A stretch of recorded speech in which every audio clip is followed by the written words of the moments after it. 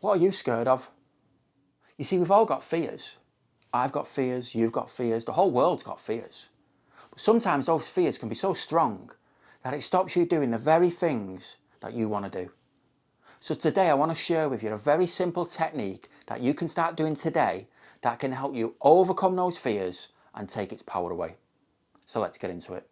Welcome to the channel. My name's Andy O'Neill. I'm a life coach who specialises in breakups, breakup recovery and self-esteem. So if you're new here and you've not yet subscribed, please consider hitting that button. I release videos every single week, so I wouldn't want you to miss out. So today we're talking about fear, and in particular those fears that are stopping you from doing the very things that you want to do. So for instance, maybe you've got a fear of flying, so you never go abroad on holiday. Or you've got a fear of being out in social environments, so you never go to family parties or you never go out with your friends.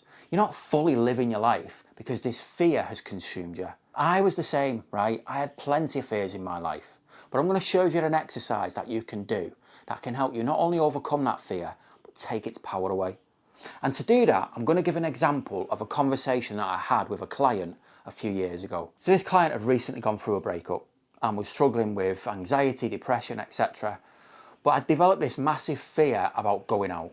Couldn't even go to the local shop because the fear was that they were going to bump into their ex if they did. So what I did was I sat them down and I did the and then what exercise. What that basically means is you run through the scenario in your head that you're scared of, right? You go through that story and you keep asking yourself, and then what? You see, the thing with this is fear doesn't want you to see the whole story. It stops the story at a certain point. That's how it keeps its control over you. So for instance, you not wanting to get on a plane to go on holiday, fear has you stopping that story at the point of being on the plane. It doesn't want you to see the whole story, where you successfully have the flight, get off and have the amazing holiday that you've always dreamed of. Doesn't want you to see that. No, it wants to keep you stuck. It wants to keep its power over you. So the way to overcome that is the and then what exercise. So with this client, what I did is I sat down and said, right, run through the scenario. What does it look like? Tell me what you're doing. How do you feel? What's going on?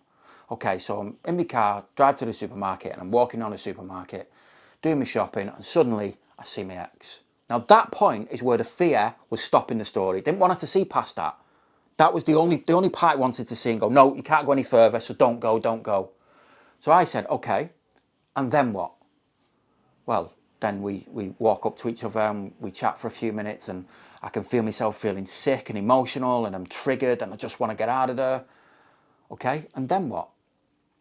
Well, I finish the conversation and I walk away and I go and pay for my shopping really quick and I get out of there and drive home as quick as I can. And then what? Well, I'll probably get home and no doubt I'll just be thinking about him all night and I'll end up crying myself to sleep. Okay?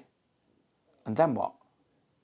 Well, I'll probably get up the next day and get changed and I'll just go to work. So a normal day then. Yeah.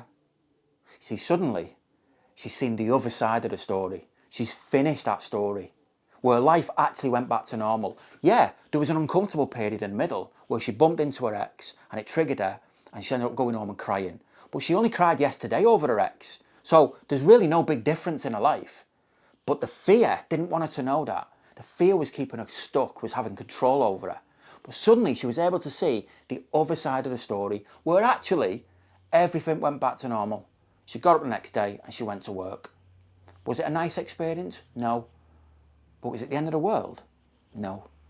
So you see, the and then what exercise enables your brain to see the full story that fear is not allowing you to see. And you can apply this to any situation, whether it's going abroad on holiday, whether it's going out and seeing your friends, whether it's going to a family party, whatever your fear may be, the and then what exercise can be used to overcome that fear. It's enabling you to see the whole story. So what I want you to do, I want you to give it a try today, whatever your fear is, and let me know in the comments, what are your fears? What are the things that are stopping you? Is it the same as what I've discussed? Do you have a fear you're going to bump into your ex? Is it a fear of getting on a plane or is it something completely different? Put it in the comments and let's chat about it. But use the and then what exercise to overcome the point in that story that fear's got you stuck. Have a look at the other side where life actually carries on. It doesn't end because that's what it's telling you. You need to take its power away and take the control back. So I'm going to leave it at that today, but hopefully that might help some of you who's been living in fear. You don't have to live like that forever. But for now, Nice one for watching, and I'll see you in the next. Laters.